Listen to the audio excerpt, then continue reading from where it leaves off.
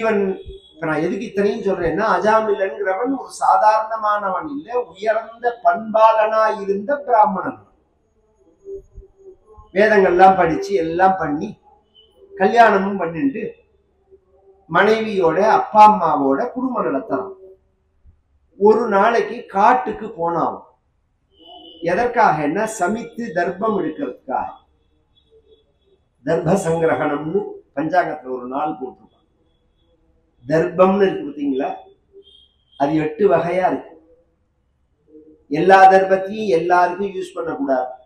இப்ப மெட்ராஸ் முழுக்க நாம உபயோகிக்கிறதுலாம் விஸ்வாமித்திரம்னு பேரு. இதுக்கு சத்திரியர்கள் தான் அதிகாரி. பிராமணர்களுக்குன்னு உள்ள தர்ப்பமே வேற. அதெல்லாம் நம்ம நதிக்கரையில டிராவல் பண்றதே பார்த்தா காவேரி மாதிரி உள்ள நதிகள்ல கிடைக்கும். இந்த தர்ப்பங்களுக்குள்ளேயே மிகவும் ஃபர்ஸ்ட் குவாலிட்டிங்கிறதுக்கு குஷம்னு பேரு. குஷம் எல்லா இடத்துலயும் வளராது. தமிழ்நாட்டிலேயே 6 இடத்துலதான் இருக்குது. 6 இடத்துலதான் அந்த குஷம் அப்படிங்கிறது இருக்கு. அதுல ஒண்ணும் எங்க சேங்காலிபுரம் பக்கத்துல இருக்கு. எல்லா ஊர்லயும் வளராது. குஷம் அப்படிங்கிறது அது அப்படியே அழகா கயர் மாதிரி திரிச்சு இடுப்புல கட்டிக்கணும் பிரம்மச்சாரி. எத்தனையோ தர்ப்பம். அந்த தர்ப்பத்தை எடுக்கிறதுக்கு போனா தர்ப்பைக்கு எத்தனை சக்தின்னா, பூஜை பண்றதே ஜபம் பண்றதே நாம உட்கார்ந்துக்கிறதே அதை போட்டு மேல உட்கார்ந்துட்டா நம்மள தீய சக்திகள் அண்டாது. பூஜை பண்ற இடத்துல ஹோமம் பண்ற இடத்துல அதை சுத்தி நாம அதை போட்டு வச்சோம்னா தீய சக்திகள் உள்ள வராது. இன்னைக்குமே கொடியேத்தம்னு சொல்றோமோ, பிரம்மோத்சவம் நடக்கிறதே கொடியேத்தம் பண்ணுவாங்க. கவனிச்செல்லாம் சுத்தி தர்பையை கட்டி வச்சிருப்பா. ஒரு நல்ல காரியம் கெட்ட காரியம் எதை பண்ணினாலும் கையில பவித்திரம்னு போட்டுப்போம். தர்பைய கையில தர்பைய வச்சுப்போம். அவ்வளவு தூரம் வேண்டாம். இப்ப கிரகணம் போச்சு, கிரகணத்தன்னைக்கு தெரிஞ்சவங்களா இருந்தா கிரகணம் பிடிக்கிறதுக்கு முன்னாடியே தர்பையெல்லாம் கிளி ஊறுகாய் உப்பு புளி இதுல எல்லாம் போட்டு வைப்பாரு. ஏன்னா ராகுங்கிறது அசுரன், அவனோட சக்தி அதுல படாம இருக்கணும் அப்படின்னு. இதெல்லாம் நம்ம சாஸ்திரங்கள் சொல்றது. தர்பைக்கு அபரிமிதமான சக்தி. இதை இன்னைக்கு சயின்ஸ்லயும் ப்ரூவ் பண்ணியிருக்கா. தர்பையை பத்தி சயின்ஸ்லயும் நாசால அந்த எக்ஸ்ரே அந்த கதிர்கள் இருக்கு பாருங்க, அதுல ஒவ்வொரு கதிரும் ஒன்னொன்னு தடுக்குங்கிறது. சில கெட்ட கதிர்களை தர்ப தடுக்கிறது, தர்பையை தாண்டி அது போறது இல்லை அப்படிங்கறத நிரூபணம் பண்ணியிருக்காங்க. நம்ம முன்னோர்கள்லாம் என்னைக்கோ சொன்ன விஷயம் இது தர்பைங்கிறது. அந்த தர்பைய பிராமணனுக்கு நித்தியம் தேவை. அனுஷ்டானம் பண்ணணும், உபாசனம் பண்ணணும், அக்னிஹோத்திரம் பண்ணணும். இதுக்கெல்லாம் பிராமணனுக்கு தர்ப தேவை. அதனால தர்பையை எல்லா நாளும் பெருக்க கூடாது. ஒரு குறிப்பிட்ட நாள் தான் எடுக்கணும். அதுக்காக அவன் போறான் காட்டுக்கு. போன இடத்துல என்ன ஆச்சுன்னா, ஒரு பெண்ணும் ஒரு ஆணும் சேர்ந்து இருக்கிறத பார்த்தான். அவ குலட்டா பிராஸ்டியூட் கேளவன், நார்மலா உள்ள குடும்ப ஸ்திரீ கிடையாது. அவன் ஒரு விட புருஷன். பொதுவா இது மாதிரி ஒரு தப்பான காட்சிகளை பார்க்கும்போது நம்ம மனசு சலனப்படும். சில பேருடைய மனசு சொல்ற விவேகம் அவிவேகம்னு சொல்லுவோம். விவேகம்னா பிரிச்சு பார்க்கறது. இந்த மாதிரி மனசு சலனப்பட்ட உடனே மனசு ஆசைப்படும். ஆசைப்படுறதே புத்தி சொல்லும், இந்த தப்பு நீ பண்ணக்கூடாது, எல்லாருக்கும் சொல்லும். அந்த பிரிச்சு பாக்குற மத்தெல்லாம் இது ரைட்டு அது தப்புன்னு, இதுக்கு விவேகம்னு பேர். இதுக்குதான் பகுத்தறிவுன்னு பேர். ராத்திரி 12 மணிக்கு செவத்துல தார வச்சு எழுதுறதுக்கு பேர் பகுத்தறிவு இல்லை. ஒரிஜினலா இதுக்குதான் விவேகம், விவேச்சன புத்தி, பகிர்ந்து அறிவது. இதுக்குதான் பகுத்தறிவுன்னு பேர். அவிவேகம் அப்படின்னா பகுத்து அறியாத தன்மை. இந்த விவேகத்துக்கு எது பலம், அவிவேகத்துக்கு எது பலம்? விவேகத்துக்கு சத்சங்கம் பலம், அவிவேகத்துக்கு துசங்கம் பலம். இது மாதிரி தப்பான ஒரு காட்சியை பார்த்து மனசு நமக்கு சலனப்பட்டதுன்னா அந்த இடத்த விட்டு விலகிடணும், அங்க இருக்கக்கூடாது. விலகி என்ன பண்ணணும்னா இந்த எண்ணம் இல்லாத நல்லோர்கள் மத்தியில நாம் இருந்துட்டோம்னா நமக்கு அந்த எண்ணம் வராது. ஒரு காலத்துல நம்ம குடும்பம், ஊர், சமூகம், சமுதாயம், இந்த அமைப்பே இப்படிதான் இருந்தது.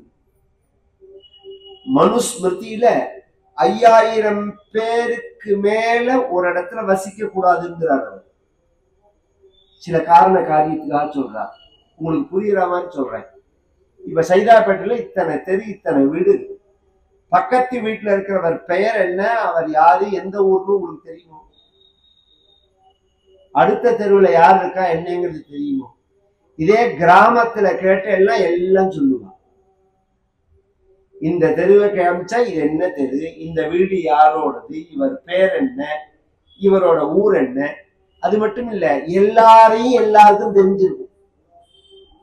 நீ சீனிவாசன் புள்ள தானடா, இங்க எங்கடா வந்தேன்னு கேட்பா. அப்ப என்ன ஆகும்னா, சுத்தி சுத்தி வந்தாலும் தப்பு பண்ண முடியாது. ஒரு தவறுதல் பண்றதுக்கு கிராமத்து இந்த வாழ்க்கை இடம் கொடுக்காது, இந்த டவுன் வாழ்க்கை இடம் கொடுக்கும். ஏன்னா யாருக்கும் யாரையும் தெரியாது, யாரும் யாரையும் கேட்கவும் முடியாது. அப்படி ஒரு வாழ்க்கை. இது ஒரு விஷயம். நம்ம விஷயத்திலேயே நம்ம மனசே இதை தப்புன்னு சொல்லும் போது நாம அதுல இருந்து வெளியில வந்துட்டோம்னா பொழைச்சோம்.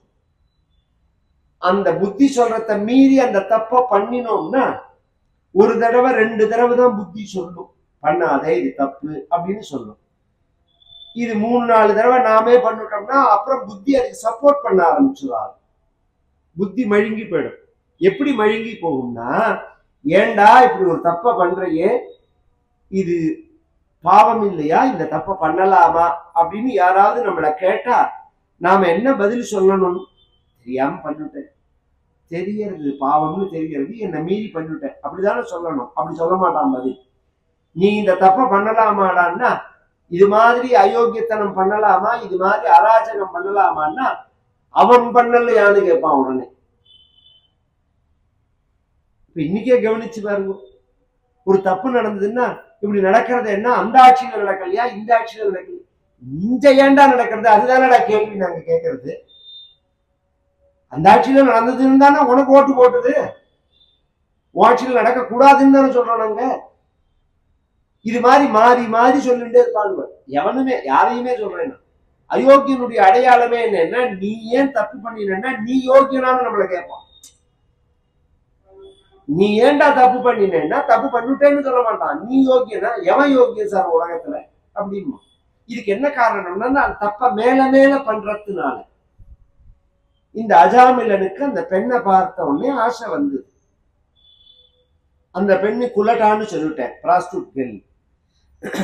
கொஞ்ச நேரம் வெயிட் பண்ணா, அவ வந்தா, அவள்கிட்ட பேச்சு கொடுத்தா. அவ சொன்னா, நான் யார் பணம் கொடுத்தாலும் அவனோட குடும்பம் நடத்துவேன்.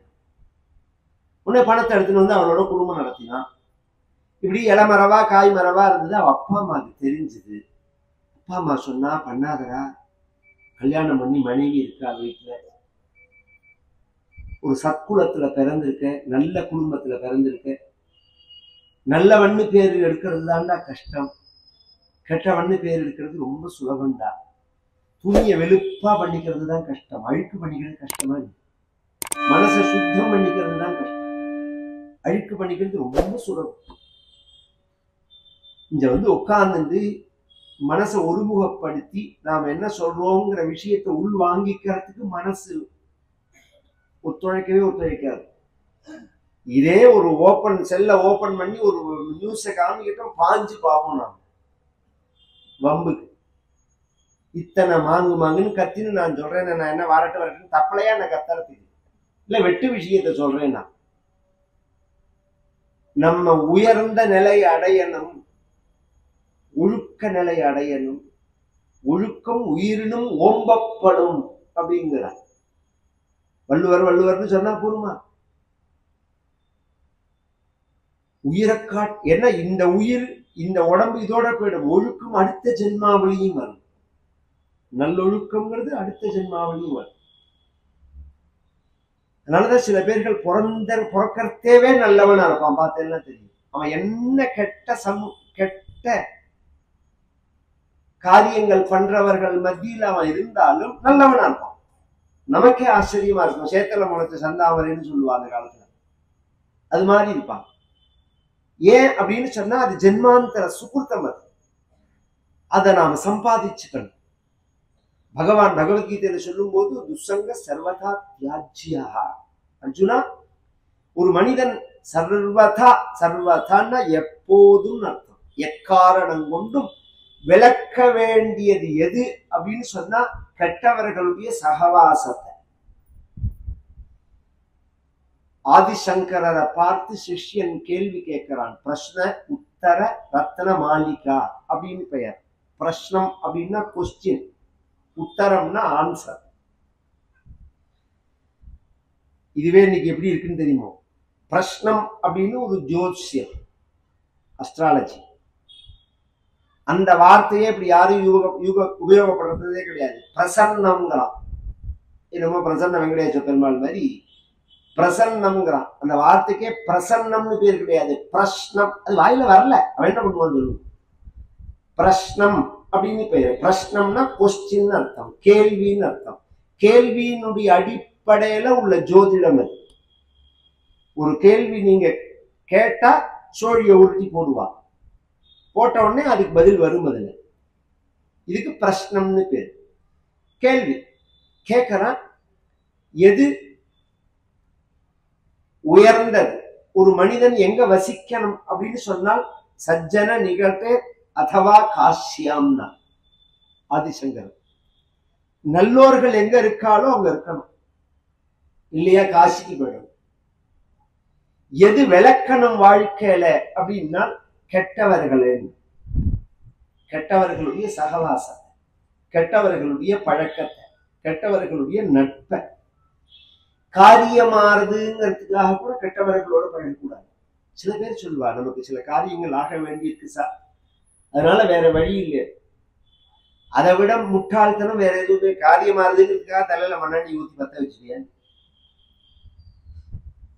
மண்ணெண்ணியே கொளுத்திட்டியான்.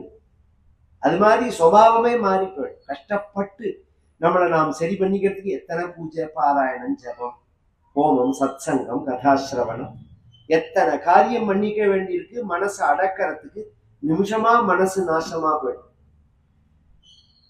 இல்லையே நிறைய பேர்ல கெட்டவன் தான் நீங்க சௌக்கியமா இருக்கான், சௌக்கியமா இருக்கான்னு சொல்லவே சொல்லாதீங்க. பணக்காரனா இருக்கான், அவன் சௌக்கியமா இருக்கானா இல்லையான்னு அவனோட இருந்து வர்றதான் தெரியும். எங்க தாத்தாவோட நாமக்கல்ல இருந்து சேலம் போறோம். நரசிம்மையர்னு ஒரு அட்வொகேட் நாமக்கல்ல இருந்தார், வைஷ்ணவர். பிராச்சீனமா உள்ளவர்களுக்கு தெரியும். ஐயங்கார் அவர். அவரோட கார்ல போறதே ஒரு இடத்துல பஞ்சரா போயிடுச்சு காரு. அந்த கால கார் தானே, அம்பாசிடர் நிறுத்தி எல்லாரையும் இறங்க சொன்னார் டிரைவர். மரத்தடி அங்க பார்த்தா மரமே ஒண்ணும் இல்லை. நான் ஒரு 10 நிமிஷத்துல டயரை மாத்தி விடுறேங்கிறான். தாத்தா ஓரமா ரோடு ஓரமா இருக்கிறதே அவர் சொன்னார். இவர் தாத்தா என்ன பண்ணார், பார்த்தார் ஒண்ணும் இல்லைன்னு. அங்க ஒரு வீடு இருந்தது. அந்த வீட்டு வாசல்ல ஒரு ஷெட்டு போட்டிருந்தா, அந்த ஷெட்ல போய் நின்னார். அதுக்குள்ள அந்த நரசிம்மையை ரோடு வந்து தீட்சிதர் இங்க வாங்க வாங்க வாங்கினார். அங்க நிற்காதீங்க. ஏன்னு கேட்டார். இது கடவுள் இல்லைன்னு சொல்லக்கூடிய கட்சிக்காரனோட வீடு. அதனால என்னன்னு தாத்தா, நிழலுக்கு நிற்காதுன்னு யாராவது சொல்லுவாளா? அந்த அளவுக்கு நம்ம தேசத்துல மனிதனை செத்து போகல. நம்ம நிழலுக்கு தானே நிக்கிறோம், நிற்காதுன்னு சொல்லுவாங்க. இது 2 பேருக்குள்ள பேச்சு வந்தது. அப்ப சொன்னார் அவர், இந்த மாவட்டத்துல இவன் தான் பிரதான பொறுப்புல இருக்கான், சௌக்கியமா இருக்கான் பாருங்க. இதை சுத்தி இருக்கிற பூமி ஒரு 50 ஏக்கர் போல வச்சுட்டு இருக்கான். அப்படி இப்படி எல்லாம் சொன்னார். நீங்க சொல்றேன் பகவான் நாமாவை சொன்னா பகவான் நினைச்சா சௌக்கியமா இருக்கலாம்னு சொல்றேன், பகவான் இல்லைன்னு சொல்லிட்டு அவன் சௌக்கியமா இருக்கான் அப்படின்னா. தாத்தா சொன்னார், வெளி பார்வையை வச்சு ஒருத்தரை நாம தீர்மானம் பண்ணக்கூடாது. சௌக்கியம்ங்கிறது வீடு, தோட்டம், பங்களா, கார் இதை வச்சு இல்லை. சௌக்கியம்ங்கிறது மனசு சார்ந்த விஷயம், பொருள் சார்ந்த விஷயம் இல்லை. இப்படி பேசிட்டே இருக்கிறதையே உள்ளே இருந்து ஒரு குழந்தை ஓடி வந்தது அழுதுண்டே. ஒரு 8 வயசு பெண் குழந்தை தலையை விரிச்சு போட்டு அழுதுண்டே வந்தது. ஏண்டா குழந்தை அழற, அடிக்கிறான்னு. யார் அடிக்கிறா? அப்பா ஒன்னு அடிச்சாலா அப்படின்னு தாத்தா கேட்டா. இல்லைன்னு. அப்பா அம்மாவை அடிச்சாலா அப்படின்னு கேட்டது. இல்லைன்னு. அப்புறம் யார அடிக்கிறான்னு, அம்மா அப்பாவை அடிக்கிறான்னு. அம்மா அப்பாவை அடிக்கிறா அப்படின்னு என்னன்னு விசாரிச்சா அந்த பொண்ணுக்கு ஒரு விதமான வியாதி. ரொம்ப நல்ல பொண்ணு. அவனோட மனைவி மகாபதிவர்த்தன். தினப்படி அப்படி மாங்குன்னு அவனுக்கு பணிவிட பண்ணுவான். அவனுக்கு காத்தால எழுந்திருக்கிறதுல இருந்து ஆரம்பிச்சு ராத்திரி பரியந்தம் பார்த்து செய்வான். ஒரு பிரச்சனை என்னன்னா, மாசத்துல 2 நாள் 3 நாள் அவளுக்கு வந்து பைத்தியம் முடிச்ச மாதிரி ஆயிடும். அந்த பைத்தியம் முடிச்ச மாதிரியான நிலை வந்ததுன்னா கையில எது கிடைக்கிறதோ அதை எடுத்துன்னு உரிச்சு எடுத்துருவா. அவனை அடி பெரட்டி எடுத்துருவான். சரி, இது இப்பதான் வரும், அமாவாசை அன்னைக்குதான் வரணும், பௌர்ணமாசை அன்னைக்குதான் வரும்னு நம்ம நிதானப்படுத்திக்கலாமான்னா அதுவும் தெரியாது, எப்ப வரும்னு தெரியாது. சரி, அவளை வேண்டாம் டைவர்ஸ் பண்ணிடுவோம்னா 28 நாள் காலை பிடிச்சுன்னு அழுவோம். 2 நாள் அடிச்சதுக்கு. இதை விட ஒரு தண்டனை வேணுமான்னு கேட்டார் தாத்தா. வாழ்க்கையில இதை விட தனியா ஒரு தண்டனை வேணுமா? அவனுக்கு 1000 விஷயம் அது மாதிரி புரியுமா? நமக்கு இந்த கஷ்டப்படுறத பார்த்து நான் சரி நன்னா பண்ணட்டும்ங்கிற ரீதியில சொல்லல. நீங்க நினைக்கிற சௌக்கியம் மனசு சார்ந்தது, வசதி சார்ந்தது இல்லை. அதனால குறுக்கு வழியில சம்பாதிக்கலாம், என்ன வேணாலும் பண்ணலாம். அந்த எண்ணம் வந்ததுனாலதானே ஜனங்களுக்கு பாபத்துல உள்ள பயம் போய் நீ என்ன கஷ்டப்படுறது, நிக்கிறதா இப்படி நீ சம்பாதிச்சு அந்த பணமாவது நிக்கிறதா கூட நிம்மதியா இருக்கும். 1 சாதம் சாப்பிட்டாலும் பழையது சாப்பிட்டாலும் நிம்மதியா இருக்கணும், சந்தோஷமா இருக்கணும், ஆரோக்கியமா இருக்கணும். அதுதான் செல்வம் அப்படிங்கிறது. எல்லாம் வேண்டாண்டா அப்படின்லாம் சொல்லி பார்த்தா அவ அப்பா அம்மா. அவனுக்கு பழகி போனதுனால அதை நிறுத்த முடியல. ஒரு கட்டத்துல மனைவிக்கு தெரிஞ்சு போய் இவனை விட்டுட்டு போயிட்டான். இவன் வசிக்கிறது பிராமணர்கள் மத்தியில தானே, அக்ரஹாரத்துல. பொதுவா பிராமணனுக்கு விருத்திங்கிறது ஒரு பூஜை பண்ணி வைக்கிறது, ஹோமம் பண்ணி வைக்கிறது, சிரார்த்தம், தர்ப்பணம் இத்தியாதி காரியங்கள். இது வந்து இந்த காலம் மாதிரி அந்த காலம் கிடையாது. நீங்க எவனா கிடைச்சா போதுங்கிற ரீதியில பண்ணி வைக்கிறோம். அவன் என்னன்னே நமக்கு தெரியாது. நம்ம ஒரு வாத்தியார்ட்ட சொல்லுவோம், அவர் ஒருத்தட்ட சொல்லுவார், அவர் ஒருத்தட்ட சொல்லுவார். கடைசியில் 5வது ஆள் தான் நமக்கு வருவான் சிரார்த்தம் பண்ணி வைக்கிறது.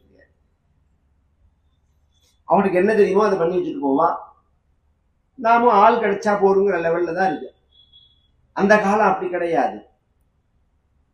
ஒருத்தரை பத்தி தெரியாம ஒரு வைதிக காரியத்துக்கு சொல்ல மாட்டான். அவன் முதல்ல நல்ல பரம்பரையில பிறந்தவனா, வேதம் படிச்சவாளா, இவன் அப்பா அம்மா வேதம் அப்பா படிச்சவரா, தாத்தா படிச்சவரா, இவன் வேதம் படிச்சவனா, இத்தியாதி காரியங்கள்லாம் இருக்கு. இத்தனையும் பார்த்துட்டு தான் வைதிகத்துக்கு அவனை சொல்ல முடியும். அது மாதிரி ஏதாவது ஒரு அனாச்சாரம் இருந்ததுன்னா வைதிகத்துக்கு அவனை சொல்ல மாட்டான், நல்ல காரியங்களுக்கு சொல்ல மாட்டான்.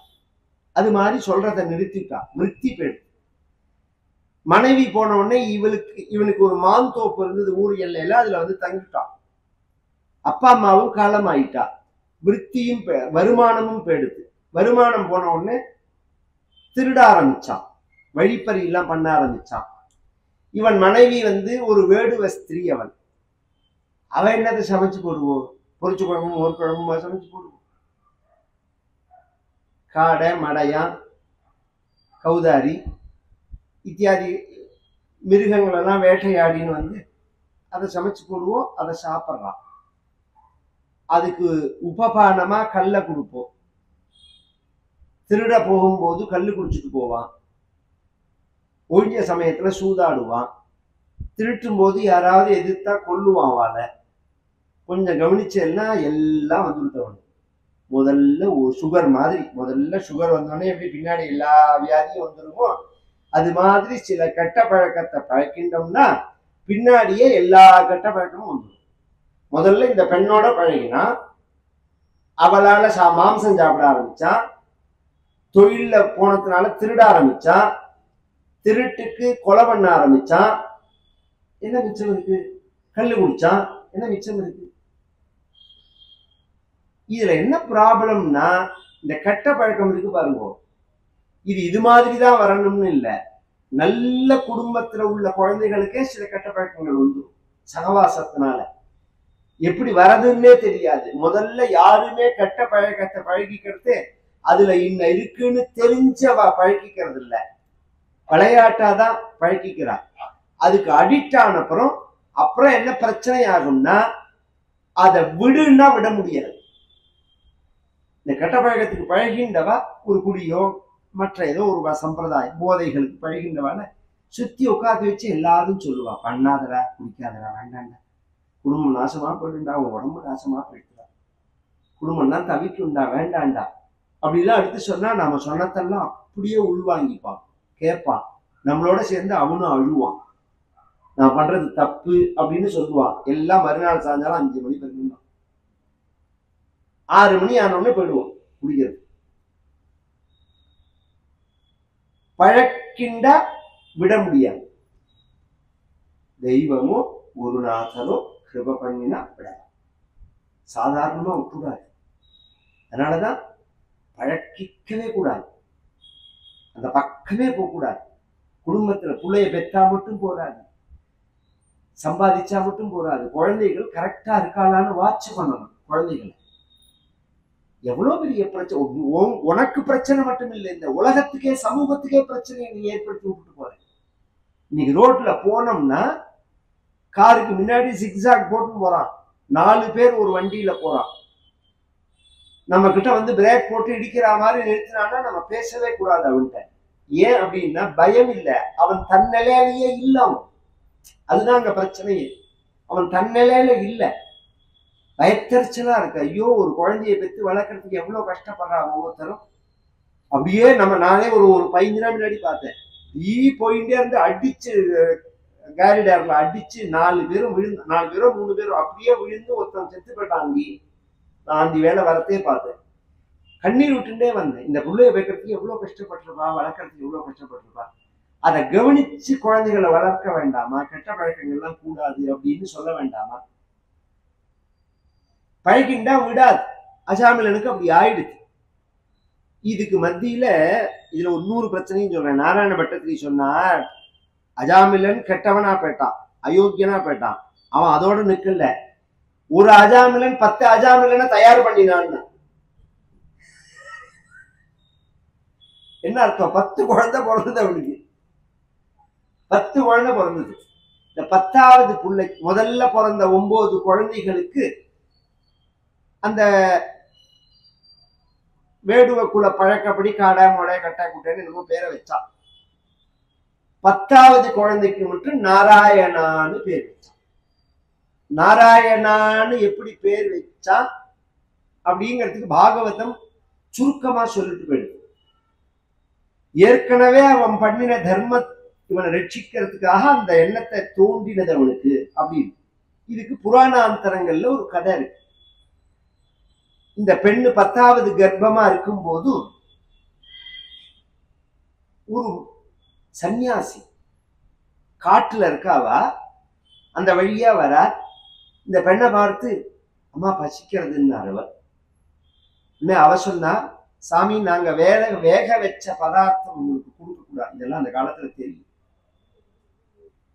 எல்லாருக்கும் தெரியும். நான் வேக வச்ச பதார்த்தம் உங்களுக்கு கொடுக்க கூடாது, அதனால நான் அரிசி தரேன், பானை தரேன், தயிர் தரேன், மாங்காய் தரேன், இந்த கிணறு இருக்கு, நீங்களே சாதம் வச்சு சாப்பிட்றீங்களான்னு கேட்டா. குடுமான்னார் அவர். கிணத்துல குளிச்சுட்டு உடனே அவ அடுப்பை மூட்டி கொடுத்தா, பானையை வச்சார், சாதத்தை வச்சார், தயிர் கொடுத்தா, சாப்பிட்டா. சாப்பிட்டு வந்து உட்காந்துண்டா. உட்காந்துட்டோடனே அந்த பெண்ணு வந்து நமஸ்காரம் பண்ணினா. நமஸ்காரம் பண்ணிட்டு எழுந்திருக்கிறா. கண்ணுலேருந்து கண்ணீர் வருது. ஏம்மா அழறேன்னு கேட்டா. இல்ல சாமி, நான் வந்து ஒரு வேடுவ பெண்ணு, ஒரு விஷயத்த நினைச்சா எனக்கே வருத்தமா இருக்கு. என்ன, என் கணவர் இருக்காரே உங்களை மாதிரி ஒரு உயர்ந்த தவத்தில் இருந்தவர் தான், தடுமாற்றத்தினால அவர் வாழ்க்கை மாறி போயிடுது. இது எனக்கு பாவம் கிடையாது, அவருக்கு பாவம். இதெல்லாம் கவனிச்சு கேட்கணும். எது யாருக்கு தர்மமோ அது அவர்களுக்கு பாவம் கிடையாது. தர்மவியாதன்னு ஒரு சரித்திரம் மகாபாரதத்துல. கசாப்பு கடைக்காரன் அவன். அவன்கிட்ட போய் கௌசிகன்கிற பிராமணன் தர்மம் கேட்கிறான். அவன் ஆச்சரியமா தர்மங்களை சொன்னான். அப்ப அந்த கௌசிகங்கிற பிராமணன் சொன்னா, இவ்வளவு அழகா தர்மங்களை சொல்றியே, இந்த கசாப்பு கடை வச்சிருக்கிறியே, இது பாவம் இல்லையான்னு கேட்டான். எப்படி பாவம் ஆகும்னு கேட்டான்.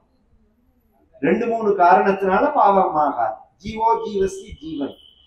மாம்சம் சாப்பிடக்கூடாதுன்னு சாஸ்திரம் எங்கேயுமே சொல்லல.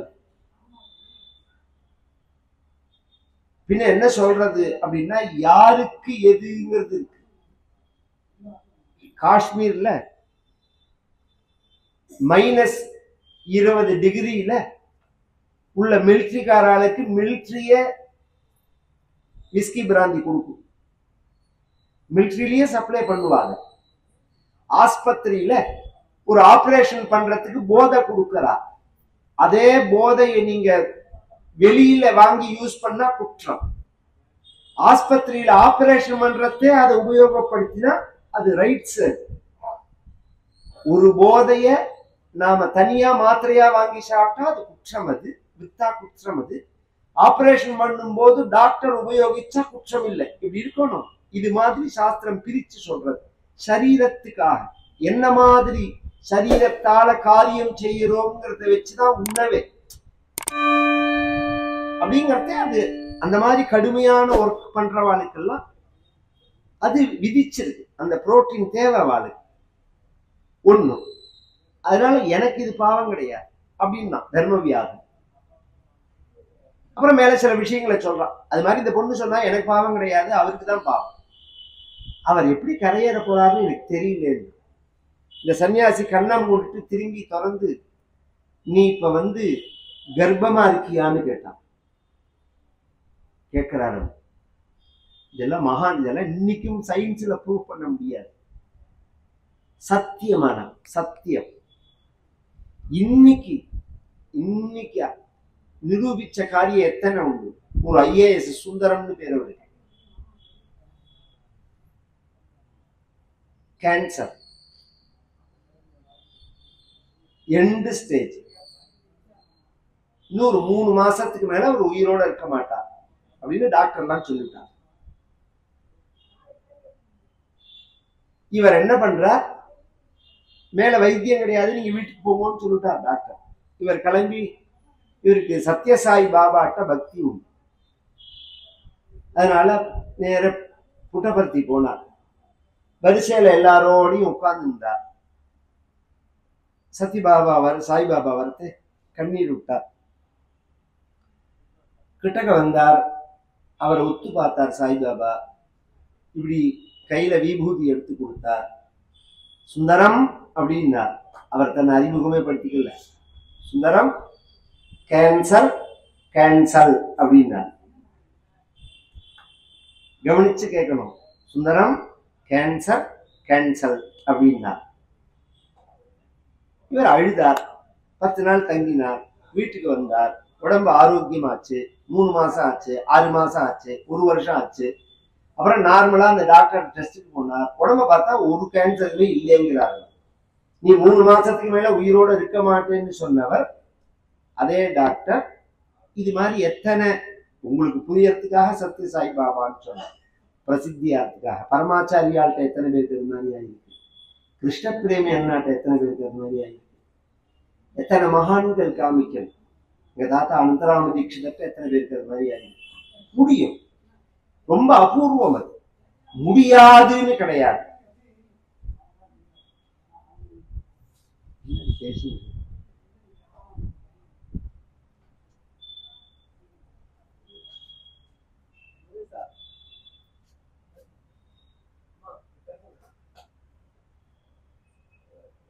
மகான் நம்ம சாஸ்திரங்கள் அபூர்வமா சொல்றது.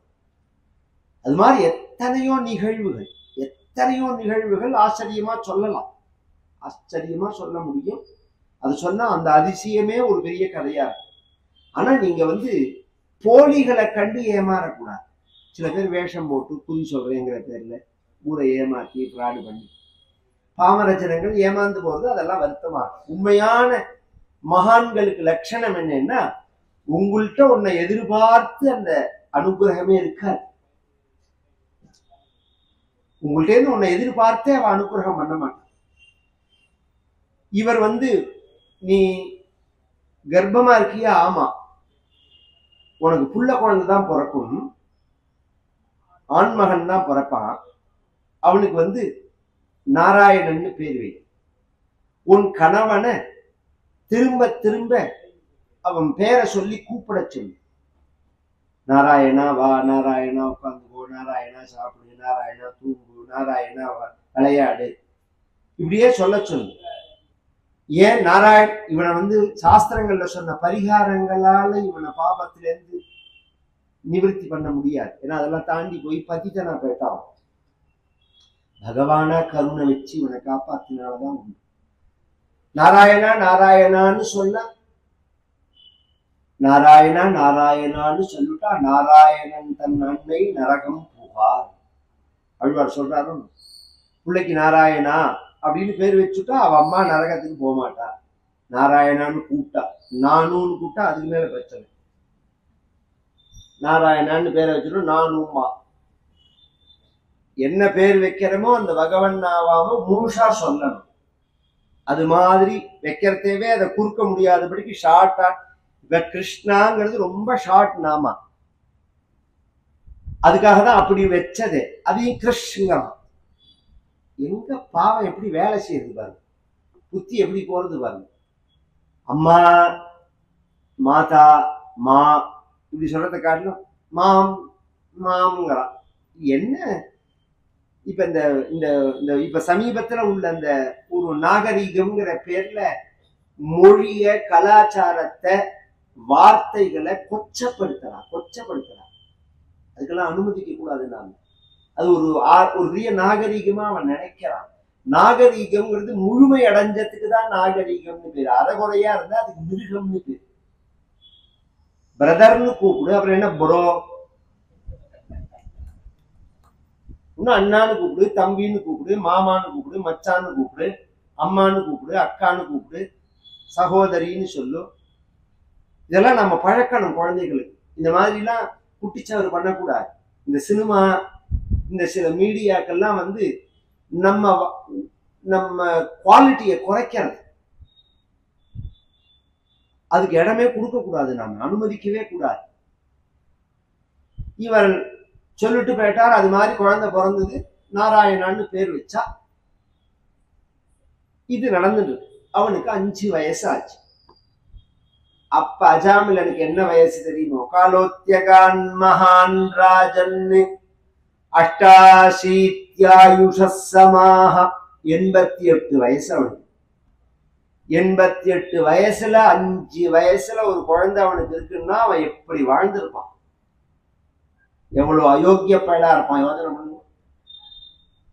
88 வயசுல 5 வயசுல ஒரு குழந்தை இருந்தது அவனுக்கு அப்படின்னு சொன்னா அவன் எப்படி வாழ்ந்திருக்கான்? அந்த அளவுக்கு அதே வாழ்க்கையில இதே தியானத்தோட இருந்திருக்கான். உடம்பு தானே நாம நினைச்சுட்டு இருக்கோம். இப்படி கை வீசி நடந்து ஆஹா ஓஹோ இப்படி அப்படி படார்னு ஒரு நாளைக்கு டவுன் ஆயிடும். இந்த சிஸ்டமே அப்படிதான். நாமே பாக்குறோமே, பேசிட்டே இருக்கான் பொட்டுன்னு விழுந்துடுறான், பாடிட்டே இருக்கான் பொட்டுன்னு விழுந்துடுறான், நடந்துட்டே இருக்கான் பொட்டுன்னு விழுந்துடுறான், உட்காண்டே இருக்கான் அப்படியே சாஞ்சு போயிடுறான். எப்ப உடம்பு கீழே விழும்னு தெரியாது. ஒரு நாளைக்கு அது மாதிரி அவன் உடம்பு கீழே விழுந்துடும். கீழே விழுந்தா உயிர் போகல, படுக்கையில விழுந்துட்டான், கை கால் அசைக்க முடியாத நிலைக்கு போயிட்டான். குழந்தைகள்லாம் ஏற்கனவே பிறந்த குழந்தைகள்லாம் அவன் பொதுவா உலகத்திலேயே எப்படின்னா நம்ம எந்த அளவு தேவையோ அது பேருதான் நம்மளோட இருக்கும். அதுதான் நம்ம தேவை இல்லைங்கிறதே அவாவா வாழ்க்கையை தான் அவரவர்கள் பார்த்து பாருங்க. இவளும் எங்கேயோ காட்டுக்கு உணவு சேகரிக்க போயிட்டா. இந்த 5 வயசு குழந்தை மட்டும் விளையாடின்னு இருக்கு. இந்த சமயத்துல இவனுக்கு உயிர் போற கட்டம் வந்தது. இவனை கொண்டு போறதுக்காக 3 யமதூதர்கள் அங்கு வரார்கள். இந்த 3 யமதூதர்களை இவன் பார்க்கிறான். யமதூதௌ ததா பிராப் இந்த நஷ்டாசீத்யாயுஷமாஹ. இவன் அழிச்சுன்னு போறதுக்கு யமதூதர்கள் வந்தார்கள்னா பொதுவா சாஸ்திரங்கள்ல 2-3 விஷயம் சொல்லிக்கிறாங்க. யம தூதர்கள்ங்கிறது தனி அப்பாயின்மெண்ட் கிடையாது. இப்ப ஒவ்வொரு டிபார்ட்மெண்ட்ல அந்தந்த குவாலிஃபிகேஷன் உள்ளவாட தான் அப்பாயின்மெண்ட் பண்ணுவா. அது மாதிரி யமலோகத்துல யமதூதர்கள் தனி அப்பாயின்மெண்ட் கிடையாது. இங்கேருந்து போற பாவிகள்லயே கிண்டனா உள்ளவனை தூக்கி யமதூதனா போட்டுருவான். இன்னைக்கு சிறையில பார்த்தேன்னா விசாரணை கைதிகள்ல விட்டுருவா. தண்டனை பெற்ற கைதிகள் தான் சிறையில உள்ள காரியம் முழுக்க பண்ணி ஆகணும். சிறையை கூட்டுறது, பெருக்கிறது, தோட்டத்தை பராமரிக்கிறது, சமைக்கிறது, இதெல்லாம் தனியா ஒரு சமயக்காரனை வச்சு கேட்டரிங் வச்சுட்டு சிறைச்சாலையில பண்ணுவா. இங்கேருந்து போனவன் தான் பண்ணணும். இது நம்ம சாஸ்திரத்துல காமிச்ச விஷயம் தான். இங்கேருந்து போற பாவிகள் தான் பெரிய பாவியா இருக்கிறவனுக்கு யமதூதனா போட்டுருவான். அவன் எத்தனை பேர் வருவான்னா, ஒருத்தன் வருவான் அல்லது 2 பேர் வருவான். 2 பேர் தான் மேக்சிமம் வருவான். அஜாமிலனை கூட்டு போறதுக்கு 3 பேர் வந்தா. ஏன்னா இவன் பெரிய பாவி. ஒரு பெரிய ஆளை அரெஸ்ட் பண்றதா இருந்தா 15-20 போலீஸ் வந்து நிக்கிறது பாருங்க, ஒரு ஆளோட ராவா. அது மாதிரி இவன் அரெஸ்ட் பண்றதுக்கு 3 பேர் வந்திருக்கா. இவன் பார்க்கறான், பாபிகளுக்கு உயிர் போறதுக்கு முன்னாடியே யமதூதர்கள் கண்ணுல தெரிவார்கள் இருக்கு. அதனாலதான் சில சமயத்துல சில பேர் உயிர் போறதே பார்த்தோம்னா, யாராங்க போடா அப்படின்பார். கிட்டக்க போய் என்ன தாத்தா அப்படின்னா, யாரோ அவங்க நிக்கிறான் பாரு அப்படின்பார். நம்ம தெரிஞ்சுக்கலாம், வந்தாச்சு அந்த காலம், அந்த காலம் வந்தாச்சு அப்படின்னு தெரிஞ்சுக்கலாம். இதெல்லாம் வந்து கண்ணில் தெரியும். புண்ணியாத்மாவா என்ன நேற்றுக்கு சொன்ன கருணரந்து திருத்தோளில் கண்ணகோணம் கண்ணிலும் நெஞ்சிலும் நிற்க கண்டேன் அப்படின்னு கருடன் மேல பகவானா தரிசனம் கொடுப்பார். பக்தனா இருந்தா கொடுப்பார், பாபிகளா இருந்தா அப்படிதான் இருக்கும். சகரன் மூத்திரம் விமுஞ்சத்தின்னு மூத்திரம் போவா, மலம் போவா உயிர் போற சமயத்துல. புண்ணியாத்மாக்களுக்கு அதெல்லாம் எதுவுமே இருக்காது. அதுக்கெல்லாம் பிராயஷ்சித்தம் பண்ணணும். அது மாதிரிலாம் உயிர் போச்சுன்னா அதெல்லாம் எதுவுமே இருக்காது. சிரிச்சபடி சாந்தியா துடிக்காம சிரமம் இல்லாம உயிர் போகும். உயிர் போறது பிரச்சனை இல்லை, உயிர் போற விதம் தான் பிரச்சனை. அந்த யமதூதர்கள் ஹிம்சை, ஏன்னா இந்த உடம்புல இருந்து உயிரை பிரிக்கிறதே அது வராது. நரம்பு மண்டலங்கள் சொல்ற பார்த்தீங்களா, இது வந்து 96 ஜங்ஷன் இருக்கு நம்ம உடம்புல. இந்த நரம்புகள் சேர்ற பாயிண்ட் 96 இருக்கு. அந்த பாயிண்ட்ல தான் பிராணன் இருக்கிறது. அந்த ஒவ்வொரு பிராணனையும் அதுல இருந்து பிரிச்சு கொண்டு வரதே வராது. ஏன்னா 89 வருஷமா அது குடியிருக்கு. 10 வருஷம் குடியிருக்கிறவனையே கலப்ப முடியல விட்டு 80-90 வருஷமா குடியிருக்கிறத கலப்ப முடியுமா? இவன் இழுத்தா வராது. அதனால வெட்டி வெட்டி இழுக்கும். அந்த இடம் கவனிச்சு எல்லாம் தெரியும்.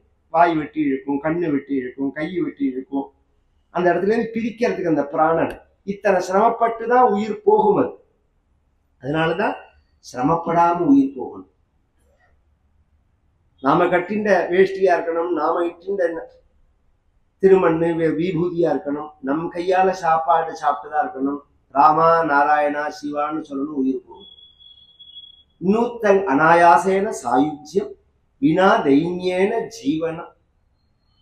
அனாயாசமா இருக்கணும். ஆயாசம்னா கஷ்டம், கஷ்டப்பட்டு உயிர் போகக்கூடாது. இப்படிலாம் முன்னோர்கள் வேண்டுவார்கள். இன்னொருத்தரையும் நாம எதிர்பார்த்துடக்கூடாது. இவனுக்கு அது மாதிரி ஒரு பார்த்த உடனே பயம் வந்தது. அவர்கள் வந்தால் இந்த பயத்துல இவன் என்ன பண்ணினா, அதுதான் அதில் உள்ள விஷயம். இந்த 5 வருஷமா இந்த குழந்தையோட பேரை சொல்லி சொல்லி பழகிருக்கானா, அவன் வேற அங்க விளையாடி இருக்கானா, இந்த யமதூதர்கள் கண்ணுக்கு தெரியறாளா, அப்பையும் இவர்களை பார்த்து இவன் பயந்தா மாதிரி குழந்தை பயந்துட போறானே, அவன் அண்ணண்ட போன்னு சொல்லணுங்கிறதுக்காக தான் அவனை கூப்பிட்டதே. அவன்